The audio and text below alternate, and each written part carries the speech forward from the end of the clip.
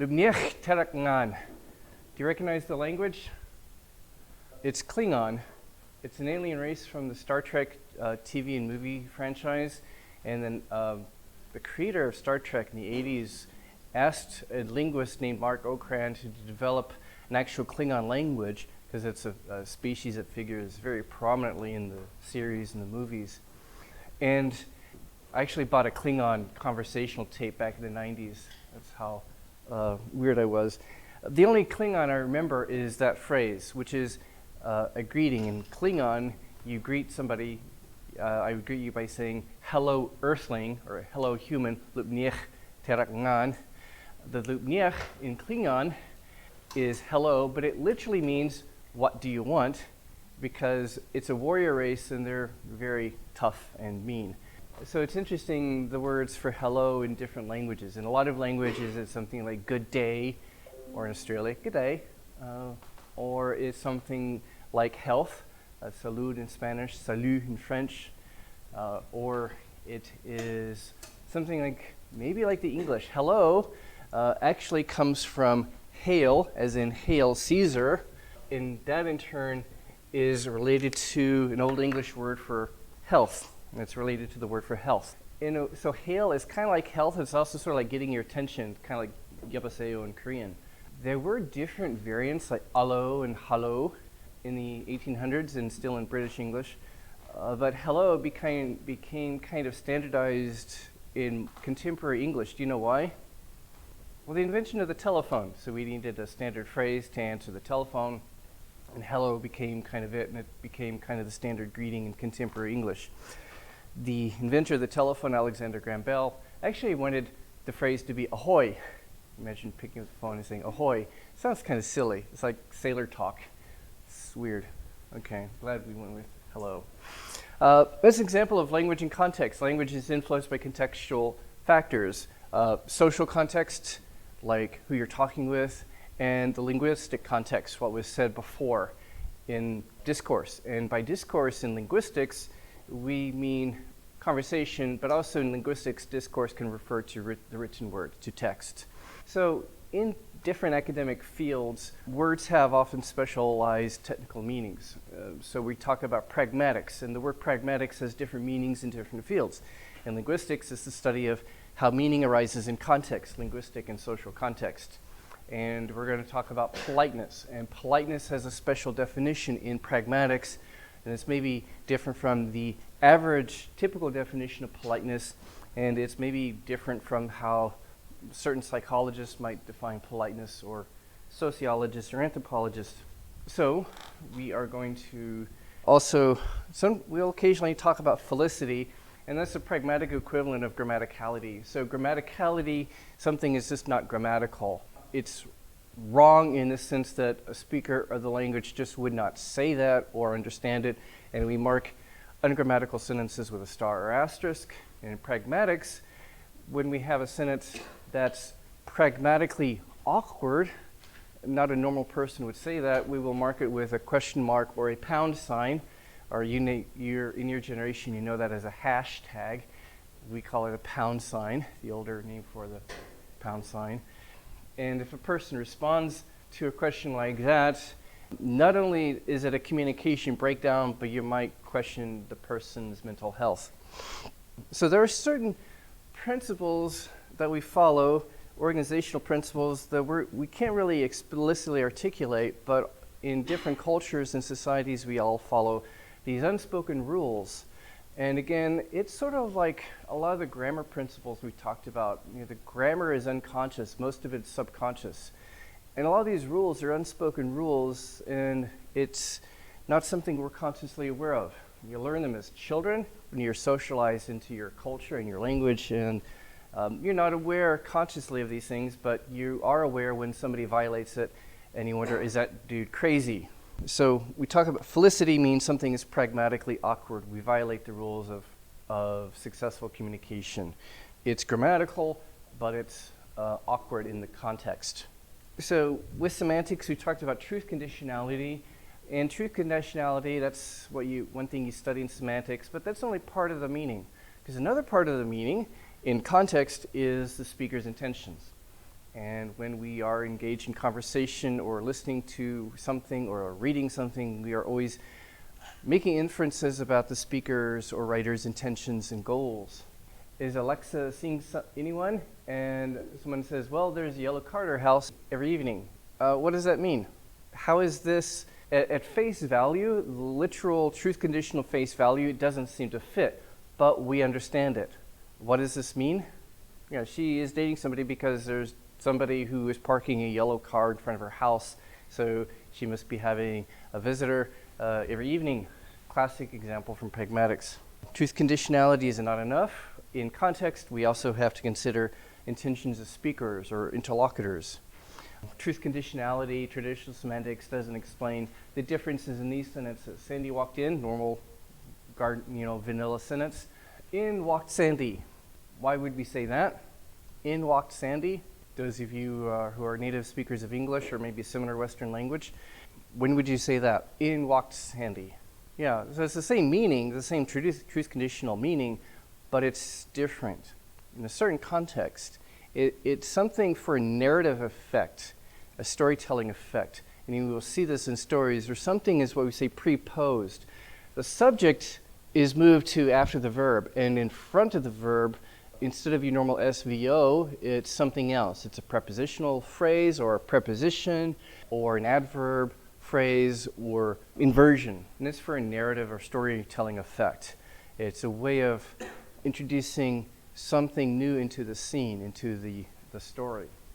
Dana's in prison, normal sentence. Dana's in the slammer.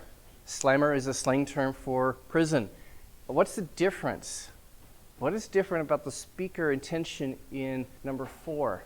It suggests maybe you're either making fun of Dana or in a situation, it's kind of more casual, of course, or maybe it could also imply that you're kind of familiar with that kind of life. My friend's in the slammer again, and my other friend, he just got out of the slammer. So it connotes either familiarity or maybe joking or condescending or being cute. Luke killed an Imperial guard. Luke caused an Imperial guard to die. That's kind of like maybe you're trying to absolve Luke of moral responsibility. He didn't mean to. In slang, he offed an Imperial guard. I don't know. In slang, he destroyed an Imperial guard.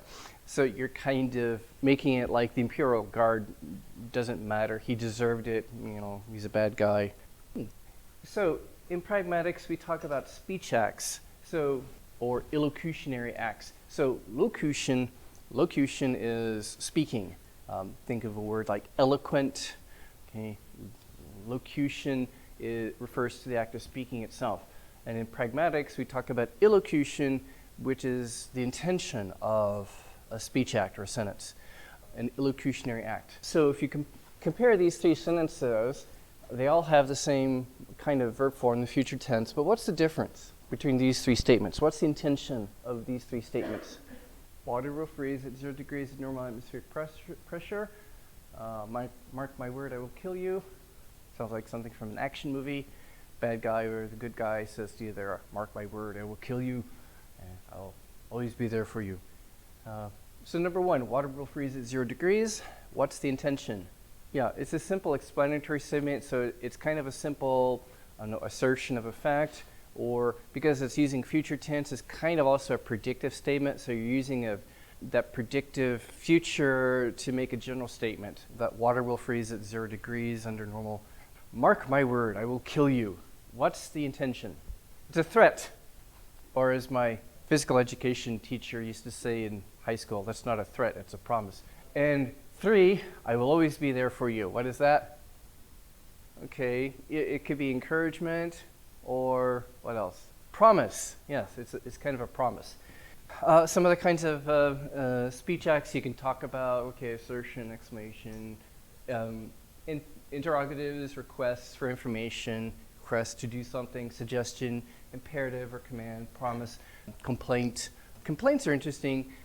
These have all been studied in the pragmatics literature and different kind of structures in the conversation that we tend to follow. Complaint is interesting because in some cultures, especially, there's something called small talk. You engage in small talk, maybe to get to know somebody, And there's an interesting variant of that. It's called the ritual complaint. So sometimes you might engage in small talk with somebody by complaining about something, either with somebody that you're friends with, or just to strike up a conversation with somebody you don't know very well, and you get to know each other. And so you might complain, oh, that exam was so really hard. Yeah, it was. I think I failed it. Or you complain about the weather, and especially in North America, we can do this, complain about the weather.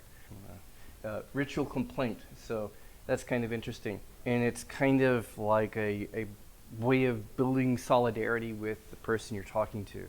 Then another interesting one is performatives. That's in the book. When do we use these kinds of things? Do you use this usually in your daily conversation? Performatives? Not often.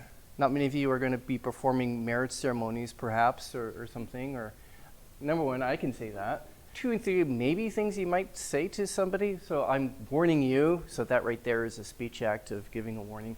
So just by saying it, my act of saying accomplishes my intention. I'm warning you. So that in itself constitutes a warning. I advise you. I bet you. That's maybe one that you would say in daily conversation. The others, not so much. A lot of them are usually simple present tense or present tense, and tend to be in more formal context. So in more formal language, tend to use performatives. Okay, kind of interesting. All right, indirect speech acts. You can make speech acts indirectly. So what kinds of speech acts are these? At least a couple of kinds here, said in very different indirect ways. What are these? What kind of speech acts? So they're either, so a lot of them are requests or maybe indirect commands. 7 through sarcasm, the garbage isn't going to take itself out.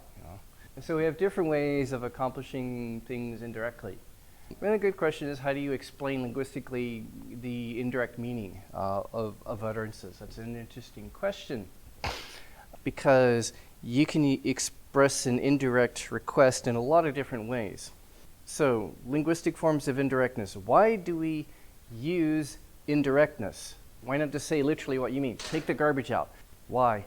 Okay, and interestingly, a common trope in science fiction is you have a character who's a robot or an alien life form and is trying to learn the complexities and nuances of human communication, and often where they will make jokes is where the alien or the robot is having trouble with human pragmatics, linguistic pragmatics, such as indirectness. So, why do we use indirectness? Why not just say what we mean?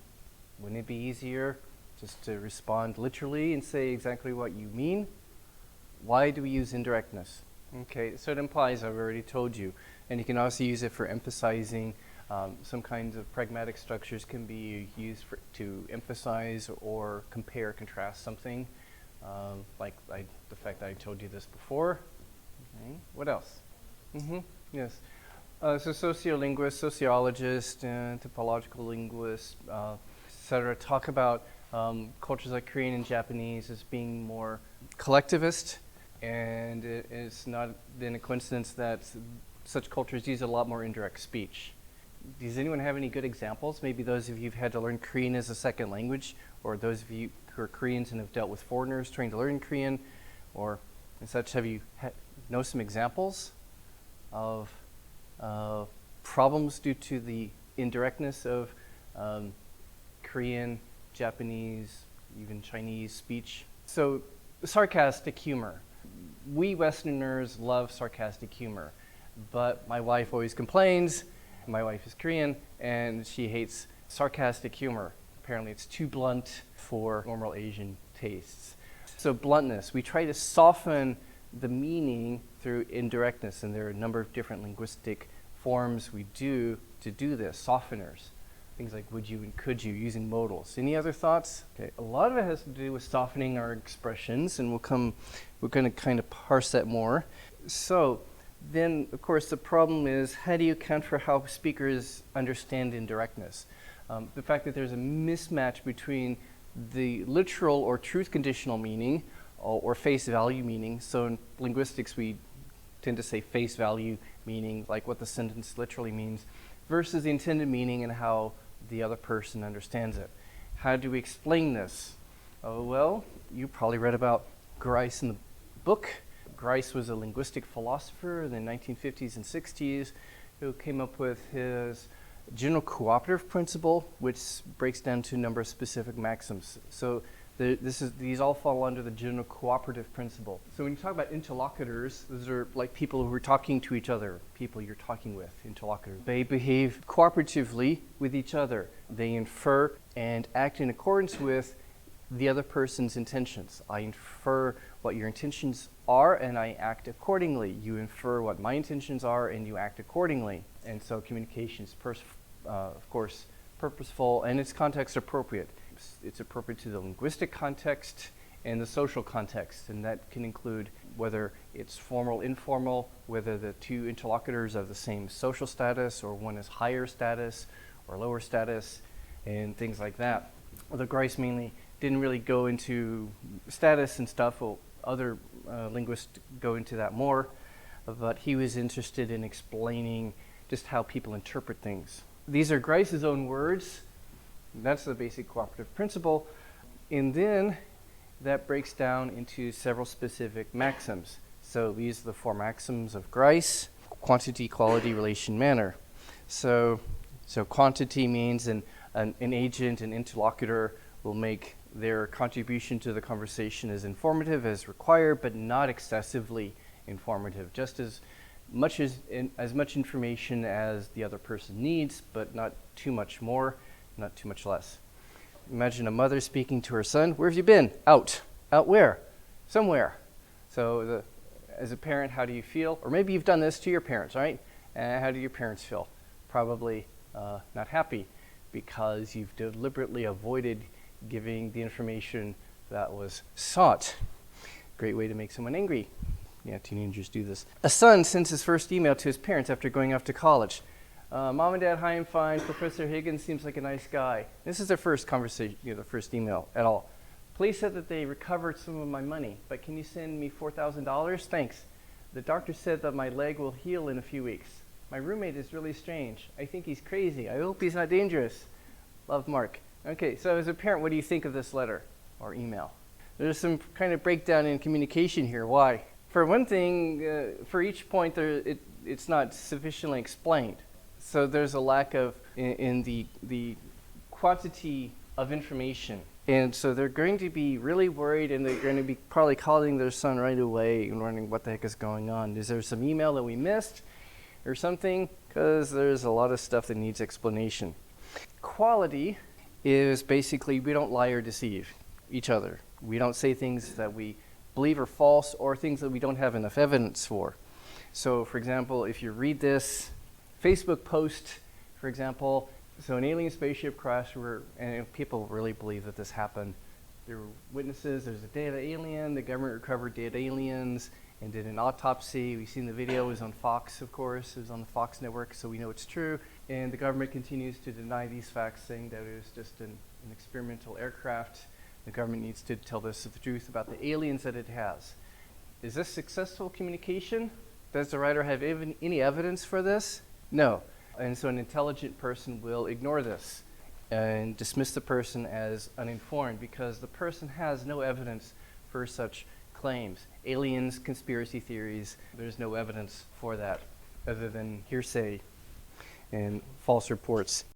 Relevance. Grice said that when we engage in conversation, the things we say will be relevant to what the other person says. It's relevant to the conversation and the people's intentions. So of course we understand B, the yellow car, to be relevant. We interpret it in a way so that it's relevant. Okay, it implies, oh, she's seeing somebody, some guy's coming to her house.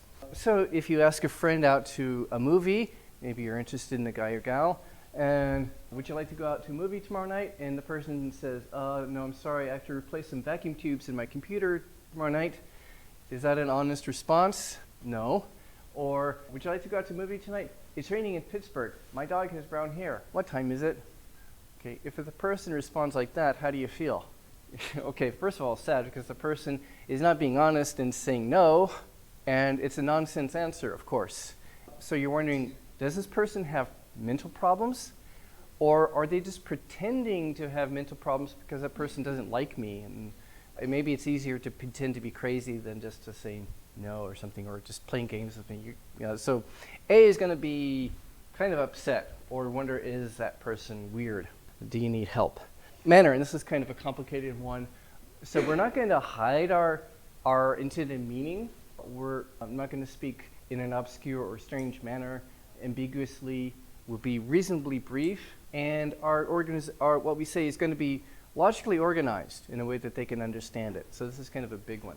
Oh, I should have put this in here, but there's a famous meme where a sign says, eschew obfuscation. So eschew means to avoid, do away with, and obfuscation is the act of making something hard to understand. Eschew obfuscation. Some of you have seen this before. By saying eschew obfuscation, I am actually obfuscating the meaning, or making the meaning hard to understand.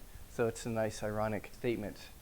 So that's an example where the writer is making the meaning unclear. And of course, politicians and governments do this all the time. The Pentagon, and the government is famous for deliberately using unclear wording to kind of hide the reality. So when the Pentagon talks about collateral losses, they're talking about, oh, we accidentally killed a bunch of innocent civilians. Backward fiscal adjustments, a polite way of saying budget cuts, and avoiding really to saying what you mean. Meatball recipes. Meatball recipe says mix fat and eggs. After eggs have been slightly beaten, add meat and salt, which were first mixed together. When well blended, mix in breadcrumbs, which have been toasted and finely chopped. Are these clear instructions? For recipes, you expect everything to be in literal time sequence, literal linear order. And this is kind of messing with your mind by mixing up the sequence and making the sequence unclear. So we can talk about violating maxims, like giving a nonsense response to a question, as we saw examples of. And then there's flouting a maxim, which is not outright violating a maxim. If you outright violate a maxim, that leads to a communication breakdown, making the other person angry. But there's flouting a maxim. So the face value meaning of a response, at face value, it would seem to violate a maxim, but actually people understand it. They understand it in a way that it implies a certain meaning. For example, is Alexa seeing someone? Well, there's a yellow car parked in front of her house. So that doesn't seem like a literal face value response, but it implies that somebody is coming to her house. That implies somebody's coming to her house. So we do this all the time without realizing it. Whenever a response is not a literal response to the question. My car, can I get a ride? My car is not working. Well, it's assumed, although that's not a literal response, it's assumed that's an explanation for why I can't give you a ride. I can't give you a ride. Or, you're at your friend's house and you just out of context say, oh, gee, it's hot in here. And what does that mean? Or, gee, I'm thirsty. That means, of course, a polite request. A polite request to turn on the heat or close the window, or can I have something to drink? I'd really like a good coffee now, and oh, there's a new place around the corner. And you make an inference. So this is all inferencing. We do inferencing all the time without realizing it. You infer, oh, he means a new coffee shop. That's good. I can crush rocks with my bare hands. Yeah, and I'm the king of France. Okay. Sarcasm, that implies, no, you can't. Just like I'm obviously not the king of France, and no, you cannot crush rocks with your bare hands. Unless it's sandstone. Imagine you ask your boss for a recommendation letter. You're applying for college or for graduate school. And you see this in Pragmatics chapters of linguistics books or in Pragmatics books all the time. Mark worked in the shipping and receiving department where he processed product deliveries. He was always on time and speaks English well. Is this a good recommendation letter? And if the student and Mark happen to ever see the letter and find out the letter that his boss wrote for him, how is Mark going to feel? Is this a successful recommendation letter? No, because for a college or graduate school recommendation, you're going to talk about the person's, intellectual, academic qualities, or maybe work skills that might be relevant or something. This is information that's not relevant, and it's extremely terse. It's not a whole letter. A whole letter for recommendation, I know because I've written some, a lot, is several paragraphs. It's a whole page. So even though you see this in textbooks, I know of a case where something like this actually happened. I know of somebody whose boss wrote a letter that was kind of like that. So you're going to think either the boss doesn't like me, the boss doesn't value my contribution to the company, or the boss is an idiot. In the case that I know of, the boss was an idiot. He didn't understand anything about the concept of recommendation letters.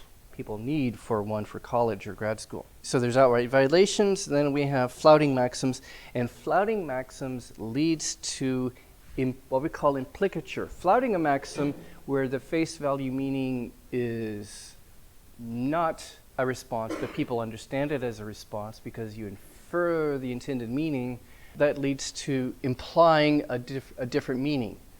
So, can I have a ride? Oh, my car is not working. Well, that's understood. You infer it. That means I can't give you a ride because it's not working. That is what we call implicature, where the response implies a meaning. Implicature. And we do this a lot. We do it all the time. You just don't realize it. Here are the 4 maxims. Quantity. That is, the information is sufficient. Quality, the information is honest, truthful, best you know. Relation, what you say is coherent, it's related, it's relevant to what the other person says. And then manner, the way you say it is organized, it's understandable, it's appropriate, for example. Let's do an exercise. Maybe stand up and get into groups of 2 or 3 or 4 and try just starting a conversation. And at some point, one of you just either flouts or violates a maxim and see what happens. Just try it. Okay, anything interesting? Do you have any interesting conversations in your groups? Any volunteers? All right, how about your group? Come on. Did you have anything interesting? You're laughing, so you must have had something interesting. Can you do it for us? My brother said he's in the UK. Me too. So it's hard to interpret, like me what? My brother said that too, or I'm in the UK too? Yeah. Okay, good. So usually normal people who don't have any mental health issues and who are not, fighting each other will follow these maxims a lot, probably a lot more than you realize. Sometimes violating them can be, it can lead to things that are just funny. So that's an interesting point. Sometimes humor arises from deliberately violating maxims. If you analyze some humor, some of your favorite examples of humor, maybe a comedy show you like to watch it again and see how often does the humor arise from deliberately violating a maxim or flouting it in a way that's unexpected. So maybe, for example, somebody says, oh, what kind of job do you want to work someday? And the other person says, well, I'm thinking about a job in computers. And the other person says, oh, do you mean like carrying them? So what does that mean? Oh, carrying them? What does that imply? You're not smart enough to have a job with computers like programming or something. You're only smart enough to maybe be somebody who carries computers, like a delivery guy or a truck driver or something like that. You're not that smart. So take a look at humor examples and then social awkwardness. If you ever known somebody who's socially awkward, maybe they didn't have a good command of how we use these maxims. Also, some people with mental disorders who have problems with reality may have trouble with these, or they may say things that only make sense to them, only they understand the relationship or the context. And that sometimes can be a diagnosis for types of mental disorders. One reason we do implicature is, of course, for politeness. Instead of directly saying a guy going to Alexa's house every night, or instead of implying maybe something negative, you're saying, oh, there's a yellow car in front of her house every night. So you're being more polite, more indirect. So indirectness can be a way of softening things. It can be a form of politeness. But what is politeness? So there's politeness in the normal sense that you all know, but in linguistics, we need to have a formal definition of politeness. In academic fields, in order to understand something, we usually define it in a technical way that's maybe different from how the average person will define it. I mean, how would you define politeness? Okay, another person's feelings. So that's an interesting point, because that actually plays into the formal definition of politeness we're going to work out. Not hurting someone's feelings. Okay, what else? Yes, okay. So giving somebody the chance to say no, giving them options, and that's one politeness strategy. Also considering the person's preferences in the way you maybe ask a request or something. Because sometimes your request might be sort of an imposition on the person.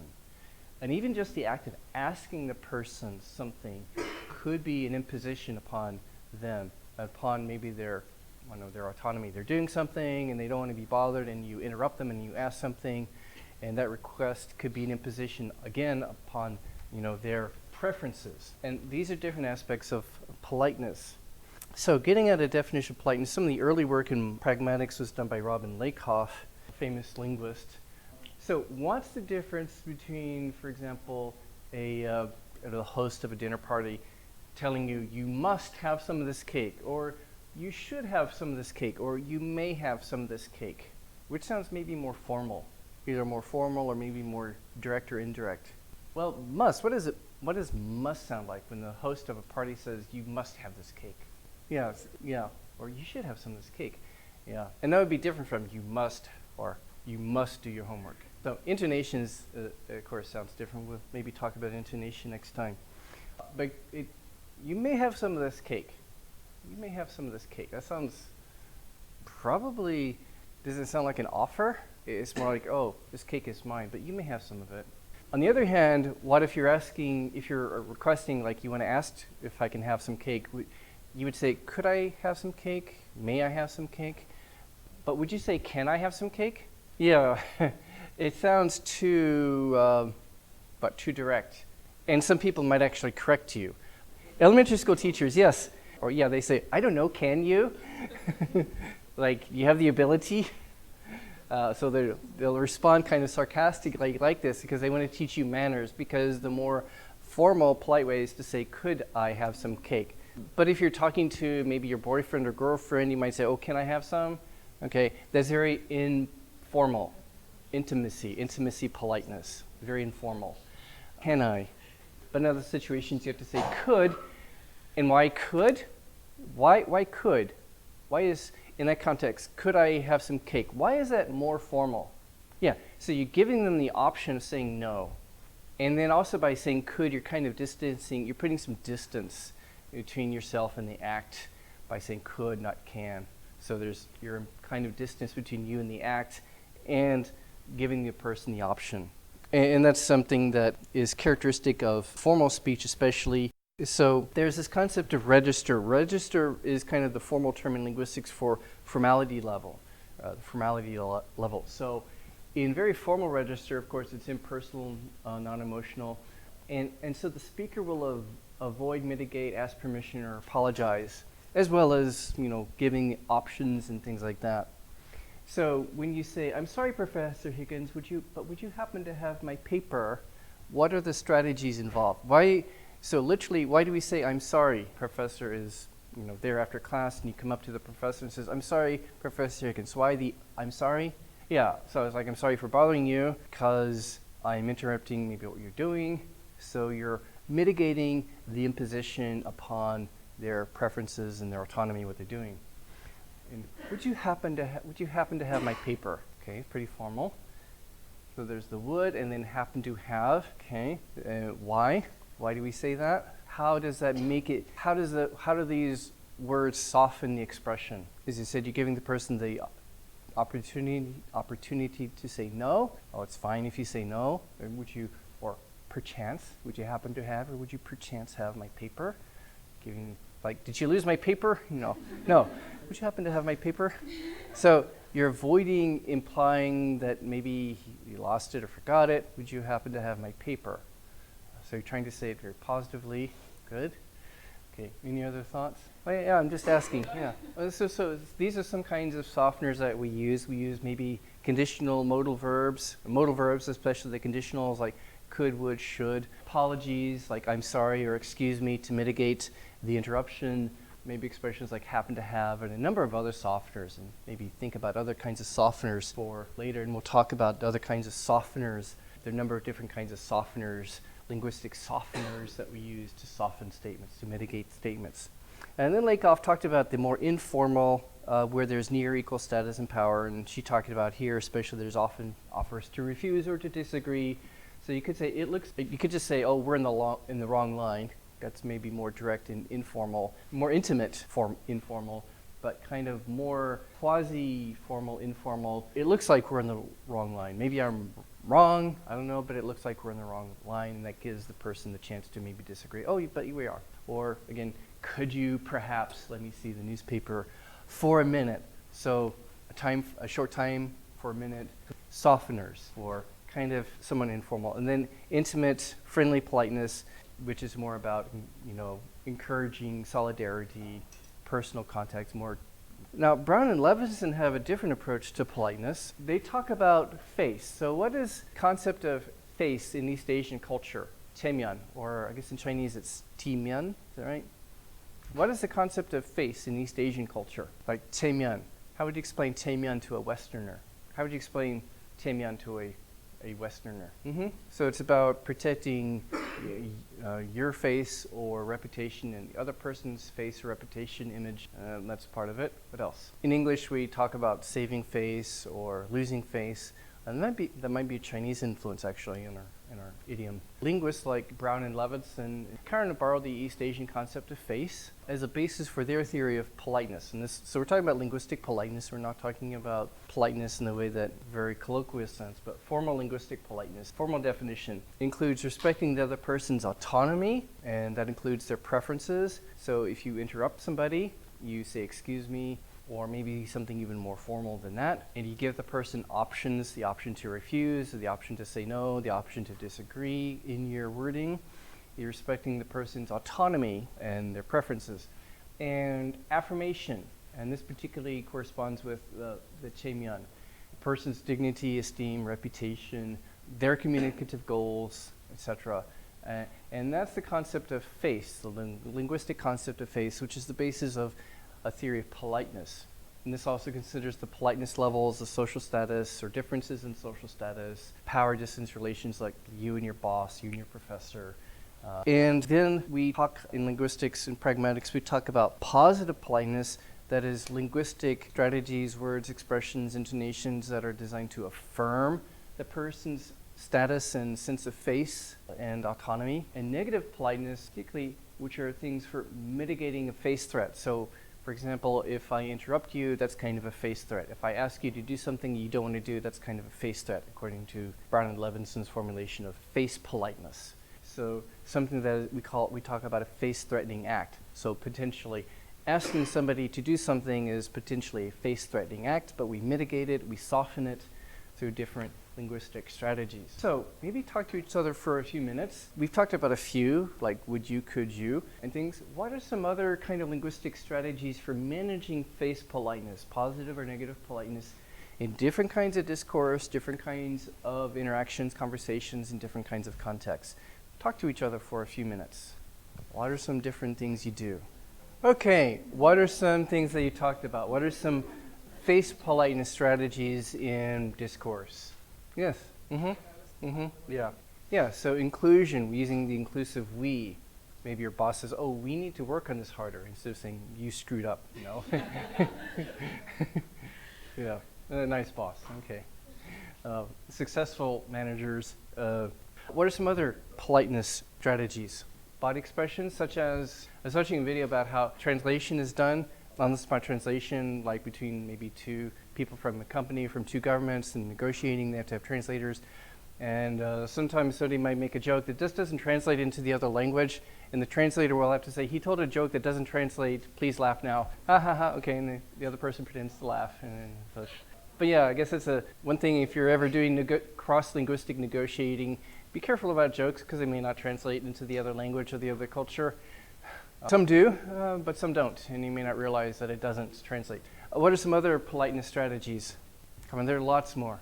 Right, and so you're distancing yourself from the statement, the actual propositional content or the truth conditional or face value meaning of the statement. You're distancing yourself from that statement by using expressions like "it seems like" or "maybe" or things like that. What else? Did anybody talk about some of the things they say in conversation, like when you're listening, yeah, okay. Did you talk about that? Well, feedback markers or back channel markers. We'll talk about that a bit next time. We'll talk about different feedback responses and other kinds of discourse markers or discourse particles. Any others? There are a lot more. We'll have to go into some next time. I don't think the book is good coverage of pragmatics. I have to give to prepare a lot of material here.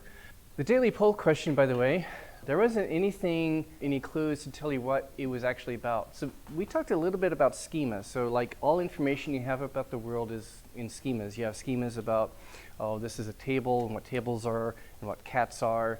And, you know, schemas for you have social schemas for like, oh, what that person is like, this particular friend, that particular brother or sister, and brothers and siblings in general, and friends in general, and social relationships. And you also have schemas for procedures, how certain procedures are done, how you order food in a restaurant.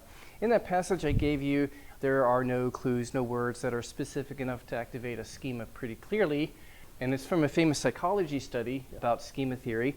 So some of you said, what, time management, recycling, divorce or breakup, writing a looping program. I think I know who said that. Some of you guessed correctly that it was laundry. How do you do laundry? Did you see that before?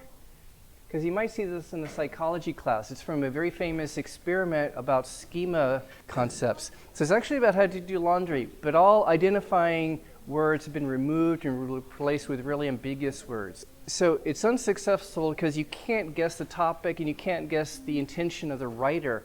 There are no clues. So nothing clearly acts a particular schema. And by the way, schemas for like certain procedures we call scripts. A script is a schema that tells you typically how you do something in your world or in your culture. And so, for example, we have maybe a script for how you order food in a sit-down restaurant or how you order food in a fast food restaurant. And if you're in a different culture and it's differently, you're going to be confused because you don't have a script for this. Like, I walk down and I sit on the floor and I have to shout at the waiter and something to get their attention. So things are different in different cultures. You don't have a script for it. It's confusing. And there's nothing here to activate your script schema for laundry because it's all vague. And so we have these kind of unwritten rules. Well, they're in our brains, they're in our minds, for how you engage in different conversational interactions too. How you talk to a professor, what a classroom is, what you do in a classroom, and things like that. And of course, your scripts are telling you that time is over and it's time to pack up and leave. So we'll talk about some more strategies next time. Enjoy.